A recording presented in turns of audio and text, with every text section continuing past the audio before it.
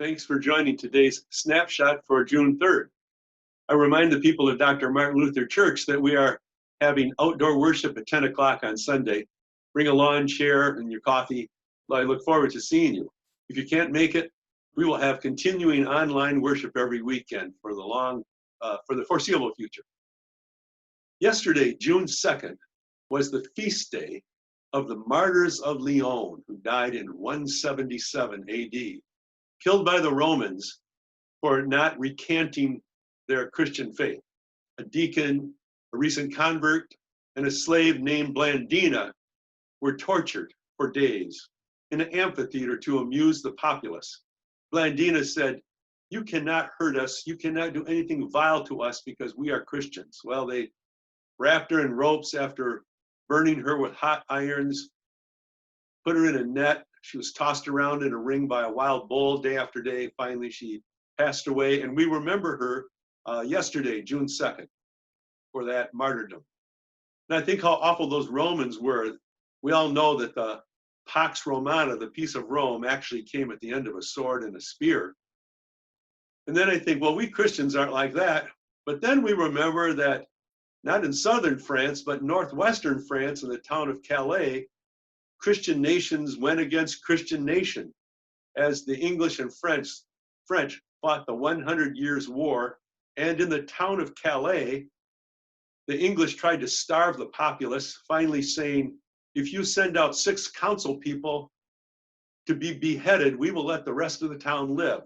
Well, the burghers of Calais came out, and they are famously depicted in a sculpture by Rodin. I think you can see that there, bedraggled in chains and ropes, with the key to the city in the hand of one of the burghers. The Queen of England, Philippa, told her husband to relent, and he did not kill them. But you think, Christians against Christians, not much different from Romans against Christians. And then again, in France, 100 miles down the road from Calais, in the town of Peronne, in World War I, the whole town was obliterated, including the chapel of St. John the Baptist, the local church.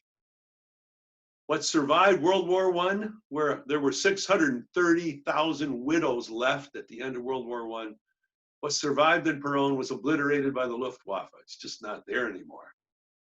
Well, my mind then turns to think of Jesus' teaching. There's a great line in Flannery O'Connor's short story, The Misfit, in which the main character says, Jesus thrown everything off balance.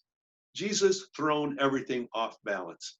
And what he thrown off balance chiefly was the way of seeking violence. He said, no longer is the Roman method of lex talionis the way we live, an eye for an eye or a tooth for a tooth, but turn the other cheek. When I was in 4th grade, I remember being in line at Fountain School when Donnie Keegstra smacked me in the face. He tormented me. And this particular time when he smacked me in the face, what did I do? I said, hey, Donnie, hit me on this side too. It completely disarmed him. He said, I know why you said that. I go to church too. And he never tormented me again. What an interesting occurrence. Well, we have this new method now through the one who thrown everything off balance. Let's close with the words of a song my mother used to sing to me whenever I would raise my voice and get angry. She'd sing, soft answers turneth wrath away. Proverb 51, I believe.